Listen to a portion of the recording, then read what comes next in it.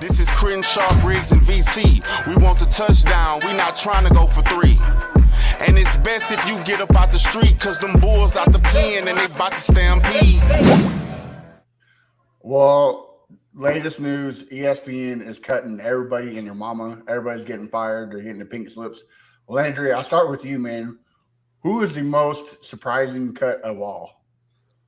I don't know that I was surprised by any of them. I think they had to, make some decisions. I will say I know someone who's gotten let go by ESPN. Those people are still going to get their full contract. So it's not like one of us getting fired. The ESPN, like those people are still going to get their contracts. I guess you could say Suzy Kolber, but she was working, probably not a ton. And they have girls like Lauren Rutledge and stuff like that are probably ready to go and probably need to be elevated. So I was a little surprised by Suzy. I was actually surprised about Todd McShay too, because I just kind of thought that at some point him and Kuiper were a package deal.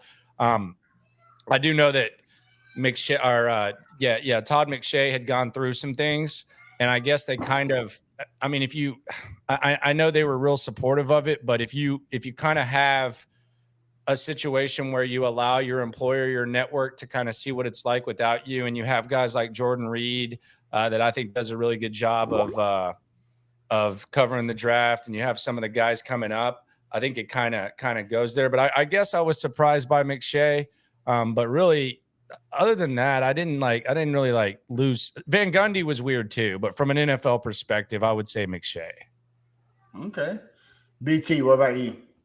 Well, I don't know if I was surprised necessarily about anyone that got let go, but I think I was more surprised about some of the reactions, because a lot of people were blaming Pat McAfee, but I don't really think that Pat McAfee is to be blamed.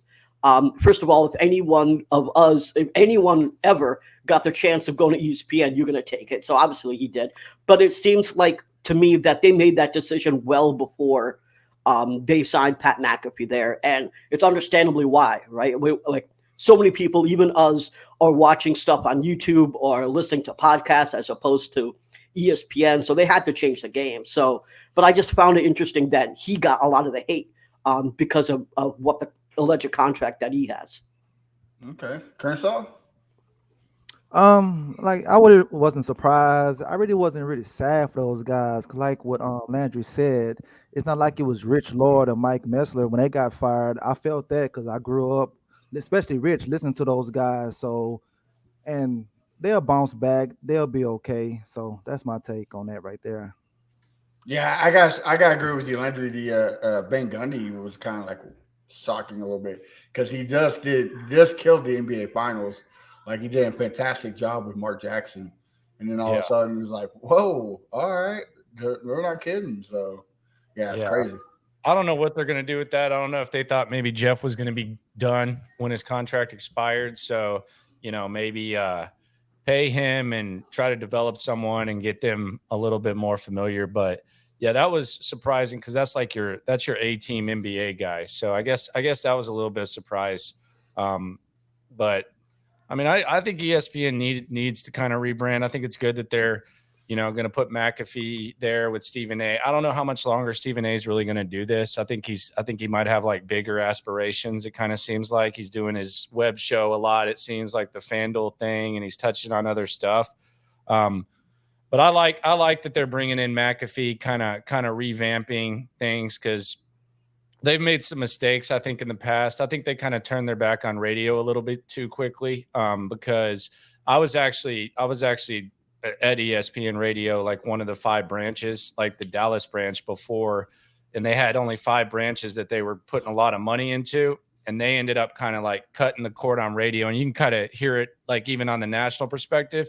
And I feel like if they'd gone more in on radio and just focused on the digital side, I think they could have been what Pat McAfee is. Like, they could have brought in some guys and been that. And now it just seems like they're kind of adjusting with some of the decisions they made. The ESPN Plus, I don't know if y'all subscribe to that, but they needed to make some sort of splash, and that's what they did. But in a world where we all know someone, and I'm not trying to be Mr. That they make millions of dollars guy, but like in a world where we know, especially the last few years, we all know people that are getting let go of their jobs and they get like a month of severance or something like that, I wouldn't feel too bad for Steve Young because he lost his gig or something like that, or Keyshawn, or those guys. Well, I also think is what hurting ESPN is more of the broadcasting and like the more of the reality. They love the reality more. Reality TV is killing TV. Period. Yeah, you're talking about drama and stuff like that. Yeah, right. And it seems like they're stepping away from the actual broadcast and trying to go. I think that's why Stephen A. Smith is so popular because he's reality at its finest. Saying crazy stuff at any time. So he's the originator of it. I don't think it's necessarily bad. I think drama, and I know VT's up there smiling because his ass dang sure ain't going to separate from the drama. Dang sure better not try to do that, my friend.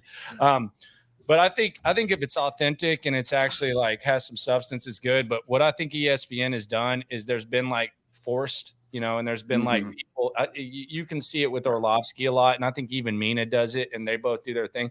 They're trying to do a GIF, and they're focusing more on like GIFs. Like the best example I can use is I don't think ESPN is focused on what's good on TV, and they haven't been able to separate it from online. Like Brian Windhorst, I'll use Brian Windhorst as an example. Like he does that dumbass like finger thing. It's the worst effing TV I've ever seen in my life. It's garbage. It's trash.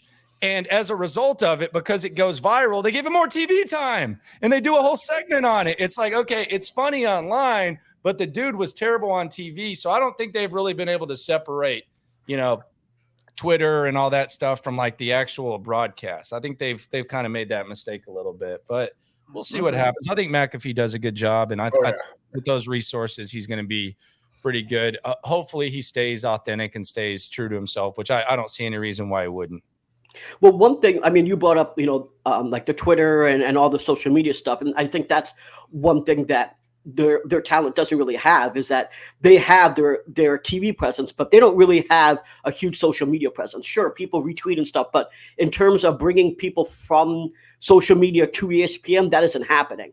So I think that's part of the problem that they have. They aren't able to be everywhere, right? They don't have their own YouTube channel, their own Twitter that's popular enough to actually bring people to say, hey, I know you from YouTube. Now I'm going to watch on ESPN.